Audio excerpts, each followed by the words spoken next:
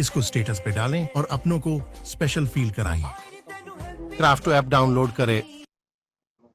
आज बुलेटिन में सबसे पहली खबर जो हम आपको समझाएंगे वो होगी बारिश में क्यों डूब जाते हैं भारत के शहर, क्योंकि बदहाल स्थिति देखने को मिली है, सड़कें नदियों में तब्दील हो गई है।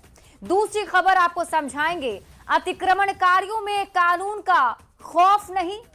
तीसरी खबर हम आपको बताएंगे भ्रष्ट दारोगा पर ईओयू के एक्शन के मायने समझिए, क्योंकि आज कई ठिकानों पर छापेमारी की गई है। और चौथी खबर आपको बताएंगे हॉर्मुज में तनाव, भारत में टेंशन।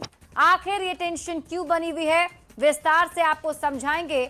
और आइए अब खबर को विस्तार से समझते हैं। सबसे पहले बात, गुजरात महाराष्ट्र से लेकर हरियाणा तक मॉनसून ने रौद्र रूप धारण कर लिया है। लगातार हो रही भारी बारिश ने कई शहरों की रफ्तार थाम दी है।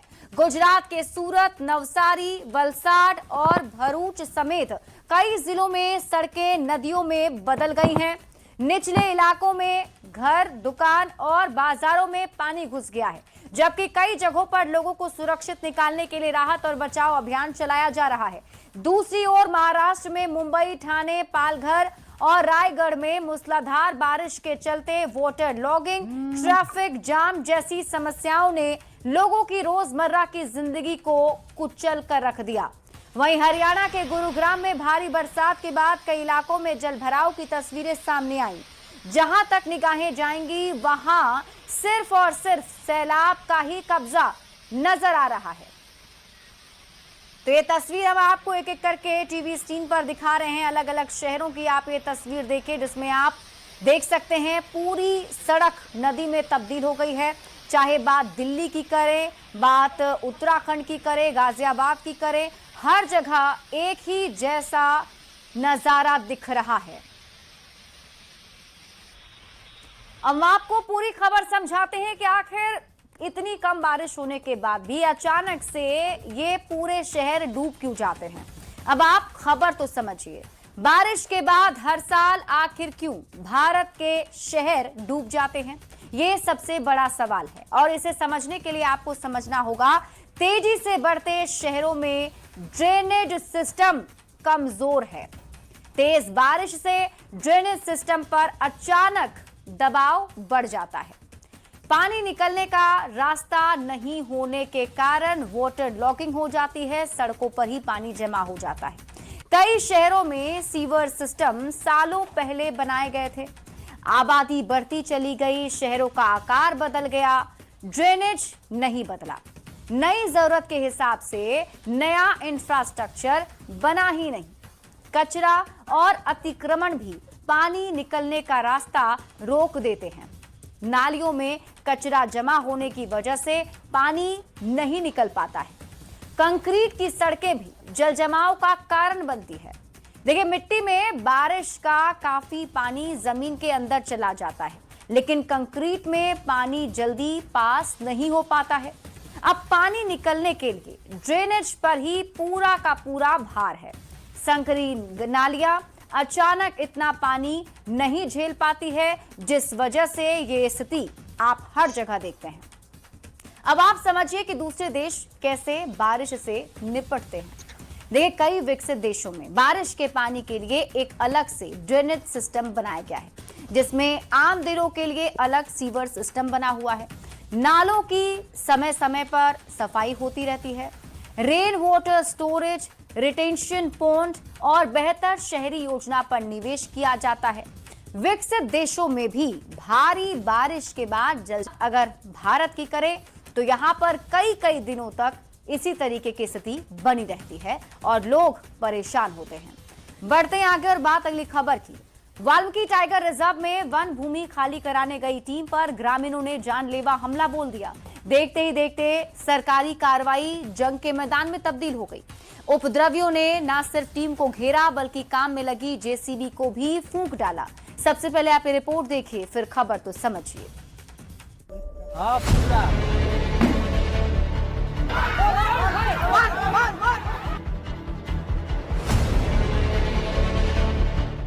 धू धू कर जलती यह जेसीबी और पुलिस प्रशासन को लाठी डंडे दिखाती यह खौफनाक तस्वीरें वाल्मीकि टाइगर रिजर्व के वाल्मीकि नगर वन क्षेत्र की हैं, जहां सरकारी जमीन से अवैध कब्जा हटाने पहुंची वन विभाग, पुलिस और प्रशासन की टीम पर ग्रामीणों ने हमला कर दिया।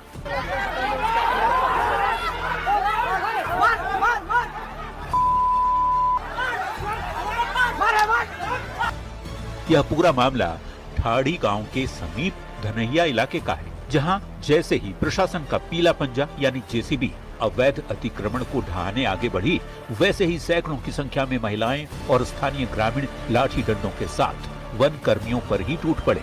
देखते ही देखते पुलिस प्रशासन बैक फुट पर आ गया।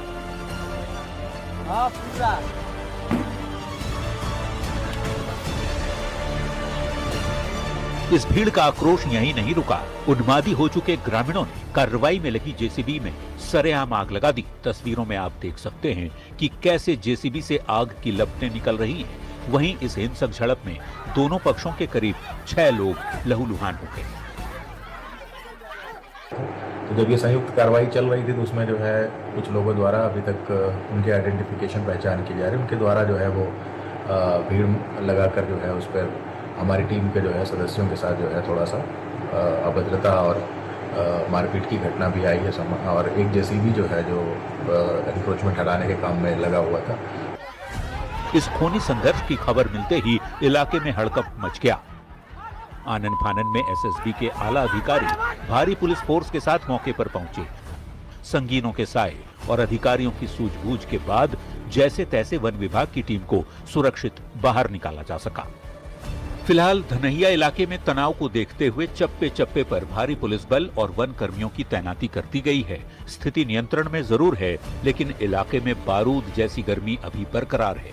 बड़ा सवाल ये कि सरकारी जमीन पर कब्जा जमाने वाले इन रसूखदारों और उपद्रवियों के हौसले इतने बुलंद कैसे हो गए कि इन्होंने सीधे खाकी और कानून को ही चुनौती दे डाली। न्यूज़ 18 के लिए बगहा से मुन्ना राज के साथ ब्यूरो रिपोर्ट। देखिए, बगहा की ये तस्वीर कई सवाल खड़े करती है। सवाल इसलिए क्योंकि यहां पर कानूनी कार्रवाई करने के लिए मौके पर टीम पहुंची थी और टीम पर ही ग्रामीणों ने हमला कर दिया। हम आपको अब पूरी खबर समझाते हैं, आप खबर तो समझिए। और सबसे पहले आप ये समझिए कि पूरी खबर क्या है, मौके पर हुआ क्या था। देखिए, वाल्मीकि वन क्षेत्र अंतर्गत ठाड़ी गांव के पास का ये मामला बताया जा रहा है, जिसमें अतिक्रमण हटाने के लिए वन विभाग की टीम मौके पर पहुंची थी। वन विभाग की टीम पर ग्रामीणों ने हमला कर दिया। कार्रवाई में जो एक जेसीबी मशीन मौके पर लगाई गई थी, उसमें ग्रामीणों ने आग लगा दी। हंगामे के दौरान 6 से ज्यादा लोग हैं जो घायल हो गए हैं। भारी संख्या में फिर पुलिस बल और एसएसपी की तैनाती मौके पर की गई ताकि हालात को कंट्रोल में किया जा सके। लेकिन यह पहली बार नहीं है जब प्रशासन की टीम पर ऐसा हमला किया गया। आपको इस खबर को समझने के लिए यह भी समझना पड़ेगा कि कब कब लोगों ने हाथ में कानून लिया। 1 जून 2026, स्थान पूर्णिया, अतिक्रमण हटाने गई पुलिस टीम पर हमला किया गया, जिसमें एक पुलिसकर्मी के सिर में तीर लगा था। आधा दर्जन अधिकारी गंभीर रूप से घायल हो गए थे। इसके बाद तारीख आती है 1 मई 2026 की। मधेपुरा में पुलिस दल पर अतिक्रमण हटाने के दौरान हमला किया गया। इसमें थानाध्यक्ष गंभीर रूप से घायल हो गए। 26 नामजद और 200 अज्ञात लोगों पर एफआईआर दर्ज हुआ। 3 अप्रैल 2026 की भी तारीख है जब खगड़िया में अतिक्रमण हटाने गई टीम पर उग्र भीड़ का हमला हुआ। इसके बाद 24 अप्रैल 2026 की बात करते हैं। मोतिहारी में अतिक्रमण हटाने पहुंची पुलिस पर ग्रामीणों ने पथराव कर दिया। इस बार भीड़ ने एक चौकीदार को बंधक बनाकर बुरी तरह पीटा भी था। अब आप सवालों के जरिए पूरी खबर को समझिए। कानूनी प्रक्रिया का पालन क्यों नहीं करते हैं लोग? सवाल ये उठ रहे हैं कि अतिक्रमणकारियों में क्या कानून का जरा भी खौफ नहीं है? सवाल ये भी पूछे जा रहे हैं कि कानून से खिलवाड़ करने वालों के खिलाफ कार्रवाई कब होगी? क्योंकि जब तक कार्रवाई नहीं होगी ये लोग ऐसे ही हमला करते रहेंगे। बढ़ते हैं आगे और बात अगली खबर की। बिहार में सरकार की जीरो टॉलरेंस नीति का डंडा एक बार फिर से चला है। वर्दी की आड़ में काली कमाई का साम्राज्य खड़ा करने वाले मद्य निषेध विभाग के दारोगा अंकेश कुमार गोंड के पाप के घड़े पर ईओयू ने प्रहार किया है। दानापुर से लेकर मुंगेर और सिवान तक एक साथ 5 ठिकानों पर छापेमारी से हड़कंप मच गया। सबसे पहले आप रिपोर्ट देखिए, फिर खबर तो समझिए।